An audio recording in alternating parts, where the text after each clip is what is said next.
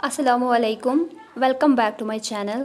आज हम अकाउंटेंसी का लेक्चर नंबर 4 स्टार्ट करने जा रहे हैं।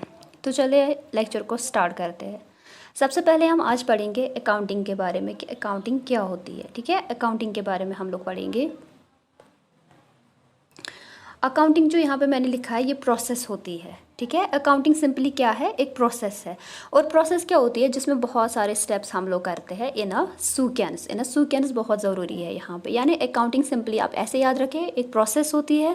और प्रोसेस क्या होती है, जिसमें बहुत सारे स्टेप्स को हम इन अ सीक्वेंस करते हैं। ठीक है, अब ये सीक्वेंस का मतलब यहाँ पे क्या है, जैसे कि आप एक बिल्डिंग बना रहे हो तो सबसे पहले आप छत तो नहीं बनाओगे, सबसे पहले क्या बनाते हैं हम लोग, ये वाला पोर्शन। ठीक है, बेस बनती है, उसके बाद ये, उसके बाद यहाँ, और लास्ट वाला स्टेप हमारा क्या होता है, छत उसकी। राइट, तो यहाँ पे भी तो आप स्टेप्स ही कर रहे हो ना, लेकिन ये जो स्टेप्स आप लोग कर रहे हो ये एक सीक्वेंस फॉलो कर रहा है, एक ऑर्डर फॉलो कर रहा है, उस ऑर्डर में आप इन स्टेप्स को कर रहे हो। इसी तरीके से अकाउंटिंग में भी क्या होता है कि ये भी प्रोसेस ही होती है, स्टेप्स इसमें किए जाते हैं, लेकिन एक सीक्वेंस फॉलो किया जाता है। ऐसा नहीं कि बंदे को जो मर्जी आए पहले वो स्टेप कर लेगा उसके बाद, नहीं, आपको एक सीक्वेंस फॉलो करना पड़ता है।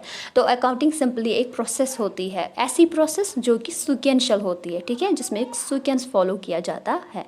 अब जो ये प्रोसेस होती है इसमें क्या क्या आता है, जैसे मैंने बोला अकाउंटिंग इज अ प्रोसेस, लेकिन किस चीज़ की प्रोसेस होती है, कौन से स्टेप्स इसमें आते हैं, तो ये वाले स्टेप्स इसमें आते हैं। जैसे पहला है identifying, measuring, recording, classifying, summarising, analysing and interpreting. और लास्ट वन जो हमारा है that is communicating. Okay, last one हमारा कौन सा है, कम्युनिकेटिंग।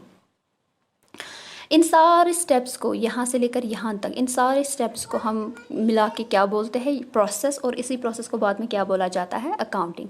और ये सीक्वेंस में किया जाए, ऐसा नहीं कि बंदा पहले बोलेगा मैं एनालाइजिंग करूँगा, उसके बाद क्लासिफाइंग करूँगा, उसके बाद मेरी मर्जी में कम्युनिकेटिंग। नहीं, आपको जो सीक्वेंस यहाँ पे प्रोवाइड किया गया है दैट इज़ आपको पहले आइडेंटिफाई करना पड़ेगा, उसके बाद मेजर, रिकॉर्ड, क्लासिफाई, इसी तरीके से आपको आगे चलना होता है। ठीक है, तो यहाँ पर हम सिंपली बोलेंगे कि अकाउंटिंग क्या होती है। अकाउंटिंग एक प्रोसेस होती है जिसमें बहुत सारे स्टेप्स को हम लोग मिला के करते हैं। ठीक है, तो चलिए हम आगे चल के इन्हीं स्टेप्स को एक एक करके पढ़ते हैं। ठीक है, तो सबसे पहला जो यहाँ पे मैंने लिखा है that is identification of transactions and events. सबसे पहले क्या पढ़ेंगे, इवेंट्स एंड ट्रांजैक्शंस के बारे में। देखो, मैंने कहा सबसे पहला जो स्टेप है अकाउंटिंग में वो है आइडेंटिफिकेशन। अब आप आइडेंटिफिकेशन कर रहे हो, लेकिन किस चीज़ की, आपको ट्रांजैक्शंस एंड इवेंट्स की आइडेंटिफिकेशन करनी पड़ती है। ठीक है, आपको पता लगाना पड़ता है कि कौन सी ट्रांजैक्शंस एंड इवेंट्स ऐसे हैं जो बिजनेस पे असर डालते हैं। राइट, हमें वो ट्रांजैक्शंस इवेंट्स लिखनी है जो बिजनेस के रिलेटेड होती है, तो यहाँ पे आइडेंटिफिकेशन हम लोग करते हैं। राइट, यानी आपको पहले रिकग्नाइज करना पड़ेगा। और किस चीज़ को रिकग्नाइज करते हो आप, ट्रांजैक्शंस एंड इवेंट्स। अब ट्रांजैक्शन क्या होती है, बोला था मैंने आपको ऑलरेडी, यहाँ पे भी थोड़ा सा लिखा है, 2 पार्टीज होनी चाहिए, एटलीस्ट गिव एंड टेक होना चाहिए, इकोनॉमिक वैल्यू होना चाहिए। इवेंट क्या होता है, रिजल्ट ऑफ एन एक्टिविटी। ये मैंने आपको ऑलरेडी डिटेलर पढ़ा है लेक्चर नंबर 1 में। ओके, तो यहाँ पे भी आप आइडेंटिफिकेशन तो कर रहे हो, लेकिन किस चीज़ की आइडेंटिफिकेशन हो रही है, इन्हीं ट्रांजैक्शंस एंड इवेंट्स की। अब ऐसा क्यों किया जाता है, बिजनेस में आइडेंटिफिकेशन क्यों करते हो। मैंने आपको बोला था जो ओनर होता है और ये जो बिजनेस होता है ये 2 डिफरेंट इंडिविजुअल्स माने जाते हैं, तो आइडेंटिफिकेशन यहाँ पे भी काम आते हैं। लाइक ओनर ने कोई खर्चा किया, अपना पर्सनल खर्चा है इसका, ठीक है, घर के लिए किया है, इसी तरीके से बिजनेस के लिए भी कोई खर्चा किया, तो यहाँ पे आइडेंटिफिकेशन करना ज़रूरी है। कौन सी ट्रांजैक्शन ऐसी है जो बिजनेस के रिलेटेड है और कौन सी ट्रांजैक्शन ऐसी है जो ओनर की अपनी है। ठीक है, क्योंकि हमें कौन सी करनी है रिकॉर्ड, जो बिजनेस के रिलेटेड होगी। अगर मैं कोई चीज़ घर के लिए खरीद रही हूँ तो उससे तो मेरा बिजनेस का लेना देना ही नहीं है कुछ, तो मैं उस चीज़ को क्यों रिकॉर्ड करूँगी बिजनेस में। मुझे यहाँ पे आइडेंटिफाई करना है कौन सी ट्रांजैक्शंस मेरी पर्सनल है जो मेरी अपनी है, और कौन सी ट्रांजैक्शंस ऐसी है जो बिजनेस के रिलेटेड है, जो बिजनेस पे असर डालेगी। ठीक है, ये भी एक आइडेंटिफिकेशन का रीज़न बन जाता है। दूसरा, अगर हम देखेंगे तो बिजनेस में हमेशा उन ट्रांजैक्शंस को हम रिकॉर्ड करते हैं जिनकी इकोनॉमिक वैल्यू होती है या जिनको आप मेजर कर सकते हो मनी में। ठीक है, उन्हीं की ट्रांजैक्शंस की रिकॉर्डिंग होती है, तो यहाँ पे भी आइडेंटिफिकेशन की जाएगी कि कौन सी ट्रांजैक्शंस ऐसी है जो मनी में मेजर हो सकती है। लाइक अगर मैं आपको बोलूँगी मैनेजमेंट के बीच में कॉन्फ्लिक्ट चल रहा है, ठीक है, लड़ाई चल रही है तो बिजनेस के रिलेटेड ट्रांजैक्शन, बट है तो बिजनेस के रिलेटेड इवेंट, बट मुझे आप बोलो क्या इस चीज़ को रिकॉर्ड करते हैं हम लोग, नहीं, क्योंकि इस चीज़ को आप मनी में मेजर नहीं कर पाते। तो आइडेंटिफिकेशन आपको यहाँ पे भी ज़रूरत पड़ेगी, आपको आइडेंटिफाई करना पड़ेगा कि बिजनेस में कौन सी ट्रांजैक्शन ऐसी है जिनका मॉनिटरी वैल्यू है। ठीक है, या तीसरी, अगर आप इस तरीके से नहीं समझो तो ऐसे भी समझो। फॉर एग्जांपल, ये जो बिजनेसमैन है इसमें, इसके बिजनेस में होती है क्रेडिट सेल्स भी और कैश सेल्स भी। अब ये जो बंदा है इसके लिए इन्होंने 2 बुक्स रखी है, एक बुक में ये कैश सेल्स लिखता है और दूसरे में क्या लिख रहा है, क्रेडिट सेल। ठीक है, तो यहाँ पे भी तो इसको आइडेंटिफाई करना पड़ेगा ना, इस ट्रांजैक्शन या इवेंट को, कि क्या ये ट्रांजैक्शन क्रेडिट है कि कैश है। अगर क्रेडिट सेल्स है तो क्रेडिट सेल्स की बुक में लिखेगा, अगर कैश है तो कैश की बुक्स में लिखेगा। तो यहाँ पे जो ये आइडेंटिफिकेशन का कॉन्सेप्ट है ना, ये हमें ज़रूरी है। हमें बिजनेस में आइडेंटिफिकेशन करनी ही पड़ती है ट्रांजेक्शन एंड इवेंट्स के रिलेटेड। 3 कंडीशंस मैंने बोली कि जिस तरीके से आप समझ, जैसे पहले मैंने बोला personal transaction and business transaction को आइडेंटिफाई करना पड़ता है। इकोनॉमिक वैल्यू या जिनको हम बोलते हैं मॉनिटरी वैल्यू होना चाहिए, वो ट्रांजेक्शन हमें आइडेंटिफाई करनी होती है। या लास्ट वाला मैंने बोला, आप ऐसे भी समझो क्रेडिट सेल्स और कैश सेल्स को भी आपको आइडेंटिफाई करना होता है। इसी तरीके से क्या ये एसेट है, क्या ये परचेजेस है, क्या ये सेल्स है, आपको ये चीज़ें आइडेंटिफाई करनी ही है बिजनेस में, ठीक है। तो सबसे पहले बिजनेस में हम क्या करते हैं, आइडेंटिफिकेशन। एंड अभी बोला था it is a sequential process, ऐसा नहीं कि पहले आप मेजरिंग, सबसे पहले आइडेंटिफाई ही करोगे आप लोग, ओके। तो नेक्स्ट स्टेप जो हमारा आएगा यहाँ पे अकाउंटिंग में, that is measuring the identified transactions and events. ये जो ट्रांजेक्शन्स एंड इवेंट्स हैं, अब इनको मेजर करना पड़ेगा। मेजर का मतलब ये होता है, फॉर एग्जाम्पल अगर मैं आपको बोलूँगी मेरे पास मशीनरी है, ठीक है, मेरे पास चेयर है, रॉ मटेरियल है, ठीक है, ये तो मैं आपको बोल रही हूँ मेरे पास बिजनेस में। लेकिन इनको बोलने से क्या आपको कुछ समझ में आ रहा है कि नेटवर्थ क्या है बिजनेस की, ठीक है, वैल्यू क्या है बिजनेस का? नहीं, आपको कुछ नहीं समझ आ रहा है। लेकिन अगर मैं आपको ऐसे बोलूँगी मेरे पास मशीनरी है 1 लाख रुपीज़ की, ठीक है, मेरे पास बिल्डिंग पड़ी है 2 लाख रुपीज़ की, ठीक है, मेरे पास रॉ मटेरियल पड़ा है 10,000 का, ओके। तो मीन्स जब मैंने एक यूनिट इनको दे दिया, एक कॉमन मेजरमेंट यूनिट इनको इस मशीनरी को प्रोवाइड किया, इस बिल्डिंग को दे दिया, इस अब ये एक सेंस क्रिएट कर रहा है कि अगर मैं आपको कल को ये बोलूँगी मुझे बताओ आपके बिजनेस में टोटल प्रॉपर्टी कितनी है, तो डेफिनेटली आप इनको ऐड करोगे 1 + 2 3 लाख 10,000 रुपीज़। आप लोग बोलोगे कि 3,10,000 की मेरे पास टोटल एसेट्स है। तो एक यूनिट, एक मेजरिंग यूनिट देने की वजह से ये जो मेरी ट्रांजैक्शंस एंड इवेंट्स हैं ना, इनकी एक मीनिंग बन जाती है। तो यही हमारा दूसरा है, दैट इज़ हमें इनको मेजर करना पड़ता है, इन इवेंट्स एंड ट्रांजैक्शंस को। जो आपने ऊपर आइडेंटिफाई किए थे ना, उनको पहले आपको मेजर करना पड़ेगा। और मेजर हम किस में करते हैं, जो रूलिंग करेंसी हमारी कंट्री की होती है उसी में हम मेजर करते हैं। और आपको पता है इंडिया में रुपीज़ है, तो हम यहाँ पे रुपीज़ में ही करेंगे इन इवेंट्स एंड ट्रांजैक्शंस को मेजर, ओके। या हम ऐसे भी बोल सकते हैं कि बिजनेस में ट्रांजैक्शंस रिकॉर्ड की जाती है, लेकिन उन ट्रांजैक्शंस का एक मॉनेटरी वैल्यू होना चाहिए, एक कॉमन यूनिट दिया जाता है, राइट। तो यहाँ पे इनको कॉमन यूनिट देने की वजह से, एक मेजरिंग यूनिट देने की वजह से एक मीनिंगफुल मतलब सेंस क्रिएट हो जाती है हमारे लिए। क्योंकि कल को बिजनेस में आपको प्रॉफिट पता लगाना होता है, लॉसेस आपको पता लगाना है, एसेट्स कितनी है, लाइबिलिटीज़ की। लेकिन जब तक ये कॉमन मेजरमेंट यूनिट नहीं होगा आपके पास, आप नहीं बोल सकते। जैसे मैंने अभी बोला मेरे पास मशीनरी है, चेयर है, लेकिन ये कोई मीनिंग ही नहीं दे रहे थे। लेकिन जब मैंने एक यूनिट, इनको एक कॉमन यूनिट दे दिया, मेजरिंग यूनिट दे दिया, अब मुझे पता चल रहा है हाँ जी मेरे पास बिजनेस में एसेट्स है 3,10,000 रुपीज़ की total, okay. And 3,10,000 is 3,10,000 for everyone. ऐसा नहीं कि कोई बंदा बोलेगा नहीं नहीं ये तो नहीं है, ये तो 10,000 के, ये तो वो है। नहीं, आपने 3,10,000 बोला तो means it's a common unit. हर एक जगह 3,10,000, इंडिया में 3,10,000 ही माना जाएगा, ओके। तो दूसरी जो हमारी स्टेप इसमें आ रही थी वो है measuring the identified transactions and events, ठीक है। नेक्स्ट जो हमारा है दैट इज रिकॉर्डिंग। नेक्स्ट जो हमारा इसमें स्टेप है दैट इज रिकॉर्डिंग। देखो बोला जाता है it's a basic function of accounting. Accounting में अभी तक आप जितना भी कर रहे थे, हमने एसेट्स के बारे में पढ़ा, हमने liabilities, sales, cash sales, credit sales, debtor, creditor, whatever, कितने सारों के मतलब कितनी ट्रांजेक्शन्स एंड इवेंट्स के बारे में हमने 2-3 लेक्चर्स में सीखा। अब इतना सब कुछ बिजनेस में हो रहा है, मेन पर्पस क्या होता है इन सब चीज़ों का? एक ही चीज़ का पर्पस है, दैट इज रिकॉर्डिंग। आप इसलिए ये सब चीज़ें सीख रहे ताकि आप कल इनकी रिकॉर्डिंग कर सको। और अकाउंटिंग का जो बेसिक फंक्शन है वो यही होता है, रिकॉर्ड करना, ठीक है। अभी तक जो मैंने आपको 2 एक्टिविटीज़ पढ़ाई थी, आइडेंटिफिकेशन एंड मेजरिंग, याद रखना ये मेंटल वर्क है, ठीक है। मीन्स आप कोई फिजिकल काम नहीं करते, आप ऐसा नहीं करते आप रफ एंड पेंसिल लेके बैठ गए और सोचोगे कि चलो आइडेंटिफाई करेंगे एंड देन मेजरिंग करेंगे। नहीं, ये मेंटल वर्क है, आप ये दिमाग से करते हो ये सारी चीज़। इसमें कोई फिजिकल एक्सरसाइज नहीं लगती, फिजिकल वर्क नहीं है ये, ठीक है। लेकिन यहाँ पे तीसरे स्टेप पे ये फिजिकल है, आपको फिजिकली सच में रफ पे लिखना पड़ेगा, एक कॉपी, एक बुक, एक लेजर में लिखना पड़ेगा। तो यहाँ पे स्टार्ट हो जाती है आपकी फिजिकल वर्क, कहाँ से? रिकॉर्डिंग से। और रिकॉर्डिंग जो है ना हमारा बेसिक फंक्शन माना जाता है अकाउंटिंग का, क्योंकि अकाउंटिंग का पर्पस ही यही होता है, रिकॉर्डिंग, ओके। हम लोग अकाउंटिंग पढ़ ही रहे हैं ताकि हम लोग सीखें कि रिकॉर्डिंग कैसे की जाती है बिजनेस में, किस चीज़ की रिकॉर्डिंग होती है, कैसे रिकॉर्डिंग होती है, ठीक है। इसीलिए इसको बोला जाता है basic function. Recorded in a orderly manner, मैंने आपको पहले ही पढ़ाया था अकाउंटिंग एक सीक्वेंशियल प्रोसेस होती है, राइट। तो मीन्स जब आप रिकॉर्डिंग करोगे ना, एक ऑर्डर को फॉलो करना पड़ेगा। ऐसा नहीं कि बंदे को जो मर्जी आ रही है वो करेगा। जैसे सुबह जब मैंने शॉप ओपन की, ठीक है, तो मेरे पास कुछ सेल हो गई तो उसी टाइम उसकी रिकॉर्डिंग कीजिए, उसके बाद परचेज फिर वही रिकॉर्ड किया, उसके बाद फिर से सिर्फ तो वही, तो जिस ऑर्डर में ये ऑकर हो रही है ट्रांजैक्शन उसी ऑर्डर में मैं रिकॉर्ड करूंगी, ठीक है। ऐसा नहीं कि मेरी मर्जी मैंने कहा चलो ये सेल यहाँ पे इसको यहाँ पे रिकॉर्ड करूंगी, नहीं, जिस ऑर्डर में ये चीज़ें हो रही है उसी ऑर्डर में या जिस ऑकरेंस में हो रही है उसी ऑकरेंस में इनको रिकॉर्ड करूंगी। उसको बोला भी जाता है क्रोनोलॉजिकल ऑर्डर, क्रोनोलॉजिकल ऑर्डर, ठीक है। ये हम इंशाल्लाह जर्नल में पढ़ेंगे आगे।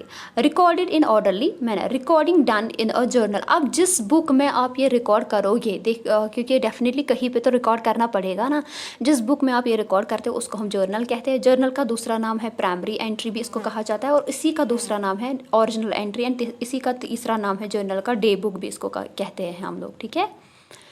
एक्चुअली क्या होता है, ये डेली बेसिस पे बनती है ये बुक। सबसे पहले डे बुक क्यों कहा जाता है जर्नल को, क्योंकि डेली बनती है। ऐसा नहीं कि अब बंदा एक बार रिकॉर्ड करेगा तो जर्नल में बस उसके बाद छोड़ देगा, नहीं, डेली बेसिस पे, क्योंकि ट्रांजैक्शंस बिजनेस में होती रहती है। दूसरा मैंने बोला ये प्राइमरी एंट्री इसको कहा जाता है, क्योंकि सबसे पहले जिस बुक में आप रिकॉर्ड करते हो ना वो जर्नल ही है, दैट्स वाई इसको प्राइमरी एंट्री भी कहा जाता है। तीसरा मैंने बोला इसको ओरिजिनल एंट्री कहते हैं। ओरिजिनल एंट्री इसलिए कहा जाता है क्योंकि ये ऑथेंटिक मानी जाती है, ठीक है। ऑथेंटिक हम लोग इसको मानते हैं। आपको पता है बिजनेस में जब हम परचेज या सेल्स करते हैं हम रिसेप्ट देते हैं कस्टमर को, और आप एक रिसेप्ट अपने पास ही रखते हैं। वो रिसेप्ट हमारा क्या बन जाता है, बेस बन जाती है हमारी रिकॉर्डिंग की, क्योंकि जब आप जर्नल में रिकॉर्ड करोगे तो कहीं से तो इन्फॉर्मेशन लानी पड़ेगी ना पहले, तो डायरेक्टली जो ओरिजिनल डॉक्यूमेंट हमारा है दैट इज़ वोचर जिनको हम बोलते हैं, वहाँ से इन्फॉर्मेशन हम लोग उठाते हैं और जर्नल में डालते हैं। इसीलिए जर्नल को ओरिजिनल एंट्री कहा जाता है, क्योंकि ये सबसे ज़्यादा ऑथेंटिक मानी जाती है।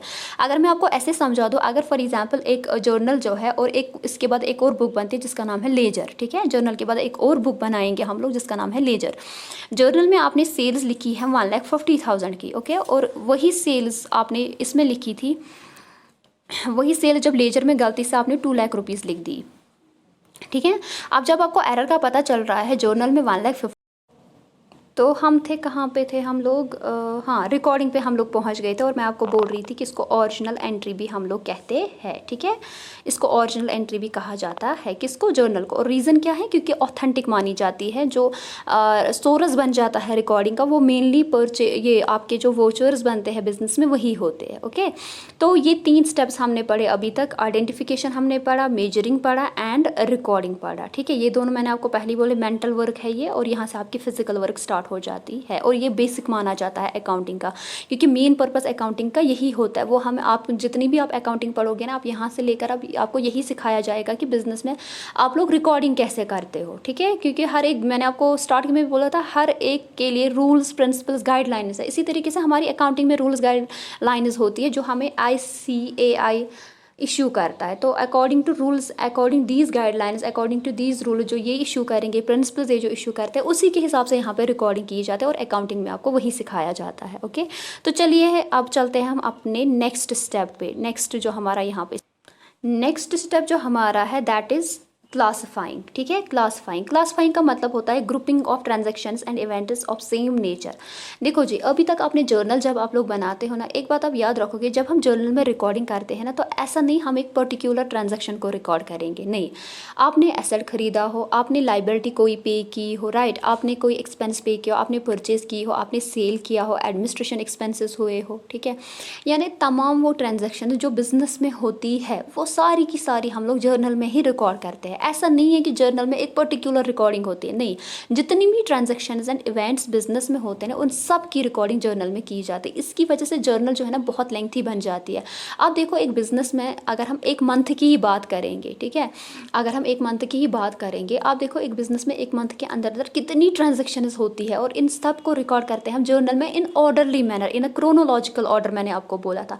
तो आपको नहीं लगता कि ये जर्नल जो है ये बहुत बड़ी बन जाती है, लेंथी बन जाती है, और आपका जो ये डेटा होता है, ये ट्रांजेक्शन्स होती है, स्कैटर फॉर्म में रह जाती है वहाँ पे। हाँ, क्योंकि आप पर्टिकुलर कोई ट्रांजेक्शन तो नहीं लिख रहे हो, आप हर एक ट्रांजेक्शन को लिख रहे हो। आप बिजनेस में एक दिन में खाली सेल नहीं हो सकते। मान लो आज मेरी सेल भी हो गई, मैंने परचेज भी है, मैंने कुछ एक्सपेंसेस पे किए, मैंने कुछ एसेट भी खरीदी, एक लाइबिलिटी आ रहा है, तो ये सारा कुछ एक दिन में की मैं बोल रही हूँ। तो इस सब को आप जर्नल में जब रिकॉर्ड करो, इसी तरीके से हर दिन बिजनेस में ट्रांजेक्शन्स एंड इवेंट्स होगी, वो सब जर्नल में रिकॉर्ड किए जाते हैं, राइट। इसीलिए जर्नल के बाद जो नेक्स्ट स्टेप हमारे पास आता है दैट इज़ क्लास पे। हम क्या करेंगे, हम एक अब ग्रुप बनाएंगे उन ट्रांजेक्शन्स एंड इवेंट्स का जो सिमिलर नेचर के होंगे। ऐसे फॉर एग्जांपल मिस्टर ए मेरा एक है डेटर, ठीक है।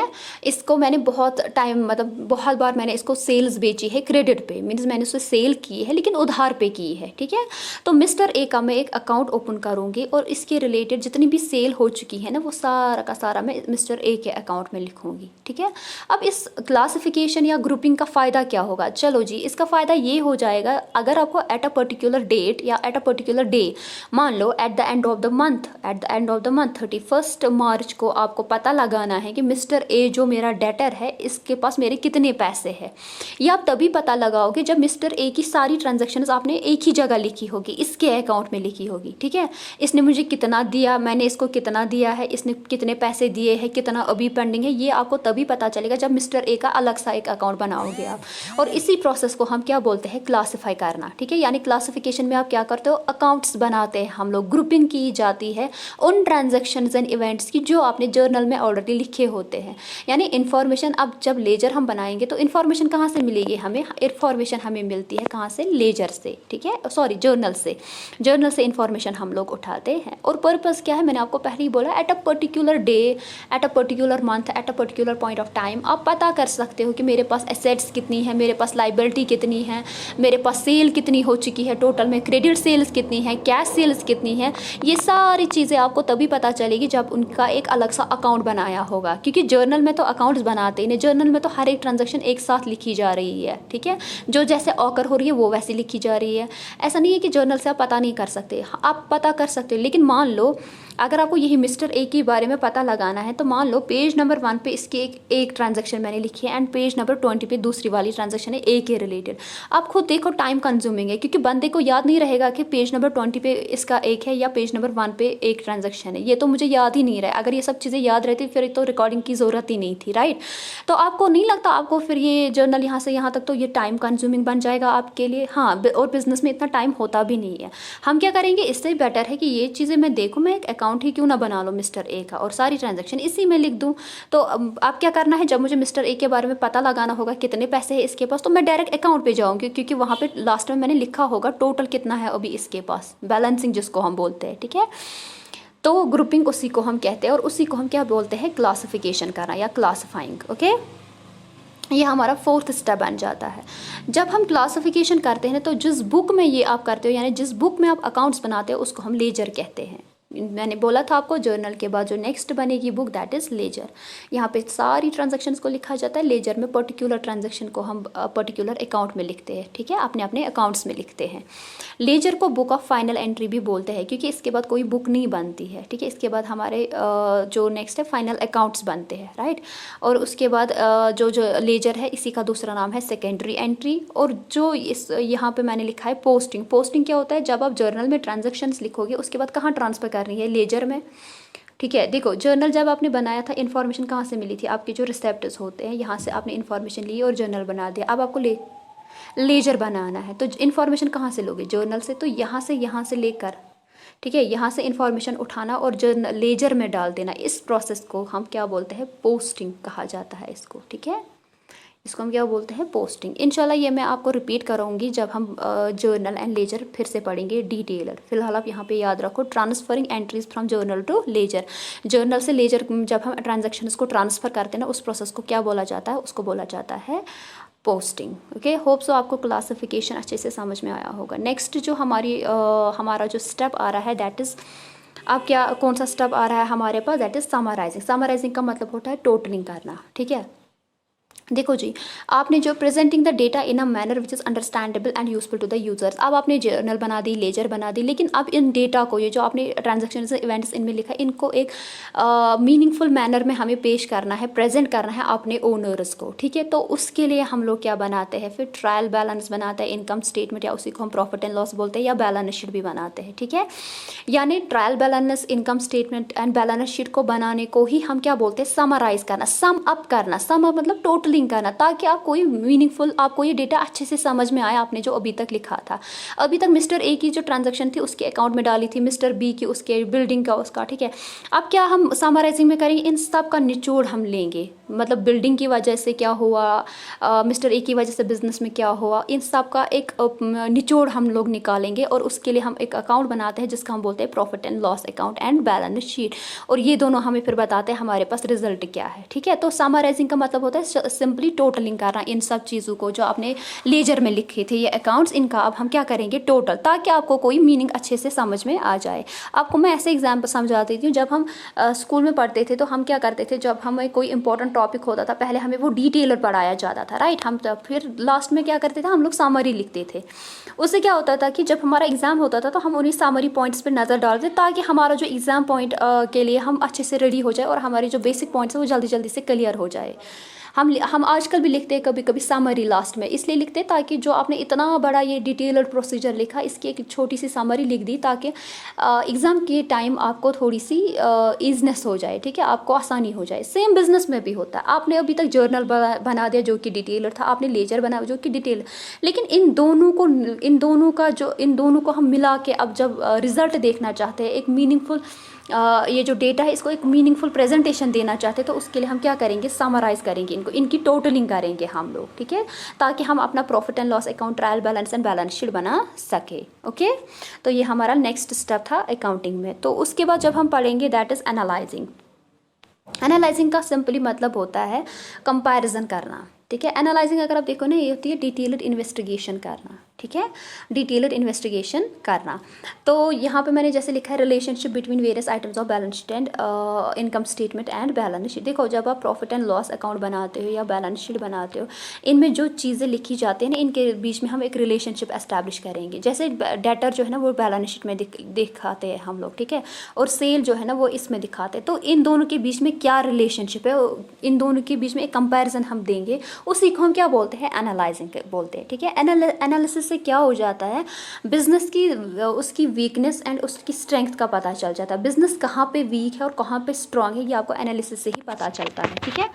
कंपैरिजन जो होता है ये दो तरीके से हम लोग कर सकते हैं, इंट्रा एंड इंटर। इंट्रा का मतलब होता है विद इन बिजनेस कंपैरिजन करना। लाइक मैंने प्रॉफिट एंड लॉस जो मेरे करंट ईयर का था, इसको मैंने प्रॉफिट एंड लॉस जो प्रीवियस ईयर का था उसके साथ कंपैरिजन दे दिया। यानी जब हम with in business he comparison करते हैं ना, उसको हम बोलते हैं इंट्रा कंपैरिजन, ठीक है। विद इन बिजनेस, अपने ही बिजनेस के साथ मैंने कंपैरिजन दे दिया।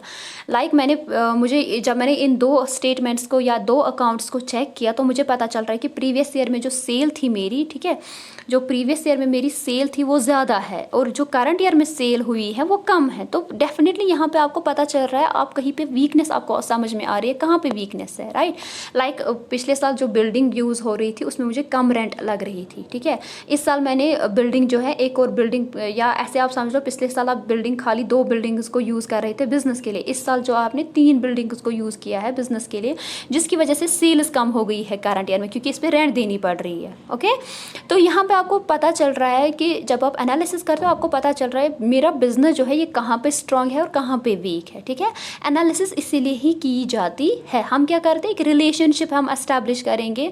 जो भी चीज़ें हमने प्रॉफिट एंड लॉस अकाउंट में दिखा दी, जो भी चीज़ें मैंने बैलेंस शीट में दिखा दी, इन दोनों के बीच में एक रिलेशनशिप एस्टैब्लिश करेंगे और कंपैरिजन देंगे इन दोनों के बीच में, ठीक है। देखो, अब जो आपने ये कंपैरिजन दे दिया, क्यों करते हो, ताकि लास्ट जो हमारा नेक्स्ट स्टेप है, ताकि आप एक डिसीजन मेकिंग कर सको, ठीक है, दैट इज़ इंटरप्रेटिंग। जो हमारा नेक्स्ट स्टेप है इंटरप्रेटिंग, ठीक है। देखो, आपने एनालिसिस कर ली, आपने कंपैरिजन दे दिया, ठीक है, आपको मैं आपको इंटर बताना भूल गई थी यहाँ पे। इंटर का मतलब होता है जब मैं अपने बिजनेस को कंपैरिजन दूंगी किसी दूसरे बिजनेसमैन के साथ। देखो फॉर एग्जांपल यहाँ पे मिस्टर ए है और मैं हूँ, ठीक है। हम दोनों सेम टाइप का बिजनेस करते हैं, मीन्स मेरा भी मान लो स्टेशनरी शॉप है, इसकी भी स्टेशनरी शॉप है, ठीक है। तो अगर मैं अपने बिजनेस को इसके साथ कंपैरिजन दूंगी, उसको उस टाइम बोलेंगे इंटरफर्म, यानी अपने बिजनेस को दूसरे बिजनेस के साथ कंपेयर करना। लेकिन इंट्रा में क्या होता है, अपने ही बिजनेस को विद इन बिजनेस जब हम कंपैरिजन देते हैं, मीन्स मैंने अपने ही प्रॉफिट एंड लॉस अकाउंट को करंट ईयर के प्रॉफिट एंड लॉस के साथ कंपेयर कर दिया, या करंट का प्रॉफिट एंड लॉस प्रीवियस के साथ कंपेयर कर दिया, बैलेंस शीट जो था उसको प्रीवियस के साथ कंपेयर कर दिया। लेकिन यहाँ पे मैं क्या कर रही हूँ, इंटर में जो मेरा बैलेंस शीट है और जो इनका बैलेंस, इन दोनों के बीच में कंपैरिजन हो रहा है, ठीक है। तो इसको हम क्या बोलते हैं यहाँ पे, इंटरफर्म कंपैरिजन, ओके। जैसे कि फॉर एग्जांपल मिस्टर ए जो है ना, हम दोनों, तो मैंने आपको पहले ही बोला बिजनेस हम सेम कर, लेकिन इसकी सेल्स ज़्यादा है मुझसे और मेरी सेल्स कम है। नाउ आप यहाँ पे तो पता लगाओगे ना क्यों इसकी सेल्स ज़्यादा हो रही है और मेरी क्यों से। May be the reason is कि इसका जो रॉ मटेरियल आ रहा है वो कम प्राइस पे इसको मिल रहा है और आपको ज़्यादा प्राइस पे मिल रहा है, ठीक है। एक सेकेंड,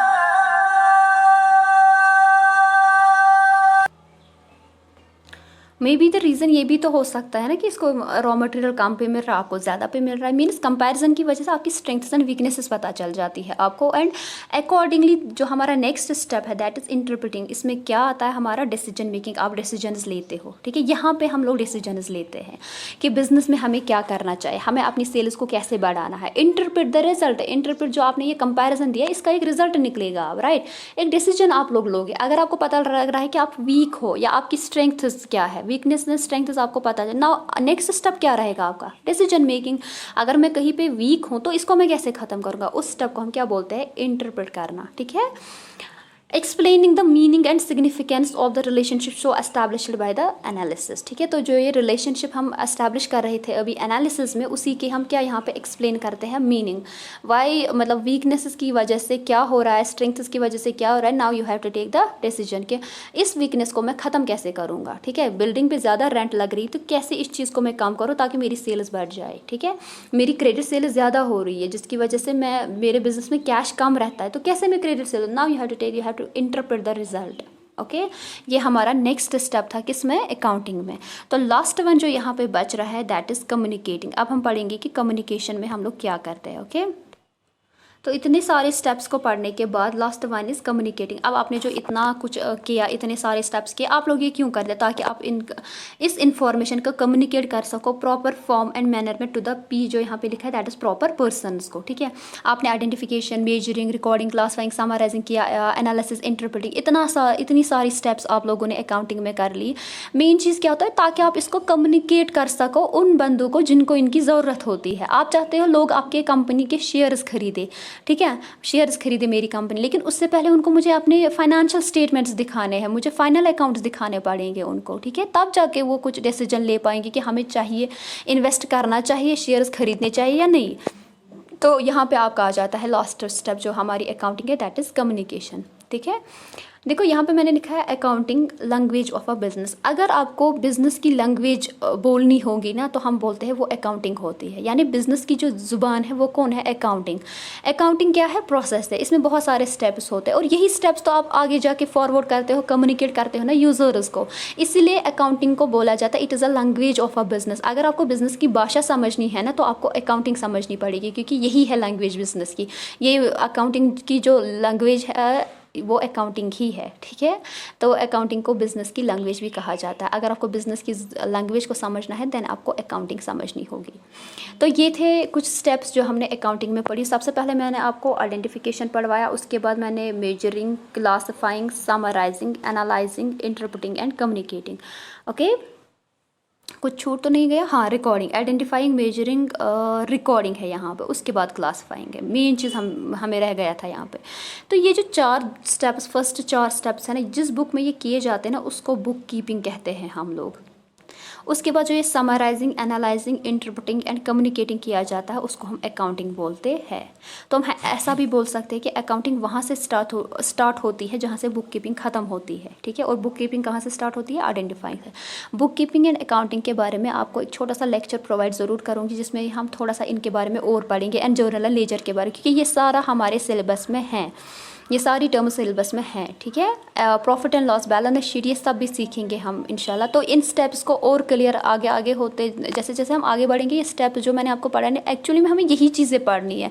जो मैंने आपको ये आइडेंटिफिकेशन, मेजरिंग, इन दोनों को मैंने आपको पहले ही बोला मेंटल वर्क है ये। उसके बाद मैंने आपको रिकॉर्डिंग वगैरह जो समझाया, ये सारा कुछ हमें पढ़ना है। रिकॉर्डिंग हमें, उसके लिए हमें जर्नल पढ़ना है। मैंने आपको लेजर क्लासिफिकेशन समझाई, उसके लिए हमें लेजर पर, मैंने आपको समराइजेशन समझाई, उसके लिए हमें trial balance, profit and loss and balance sheet पढ़ना। उसके बाद मैंने एनालिसिस, उसके लिए हम रेशियो पढ़ते हैं, ठीक है। एंड देन डिसीजन मेकिंग, तो आपको पता ही है, उसके लिए आप खुद डिसीजन लेते हो कि क्या करना चाहिए एंड कम्युनिकेट करते हो फिर ये इन्फॉर्मेशन, ओके। होप सो कि जो मैंने यहाँ पे टर्म्स पढ़ाई आपको समझ में आया होगा। मैं आपको डिस्क्रिप्शन में टेलीग्राम की लिंक प्रोवाइड करूँगी, जिसमें मैं आपको MCQs प्रोवाइड करूँगी ऑन अकाउंटेंसी। तो जो भी बंदा ज्वाइन करना चाहेगा आराम से कर सकता है। और जहाँ पे भी आपको कहीं पे आपको लगे कन्फ्यूजन हो रहा है या कुछ प्रॉब्लम आ रही है, तो आप मुझे कमेंट्स में बता सकते हो। मेरी जो चैनल है प्लीज़ इसको सब्सक्राइब कीजिए, सपोर्ट कीजिए। मेरे जो वीडियोज़ हैं इनको शेयर कीजिए, लाइक करिए, और बेल आइकन जो होता है उसको भी प्रेस किए ताकि आपको नोटिफिकेशन मिलती रहे। बाकी अल्लाह हाफ़िज़।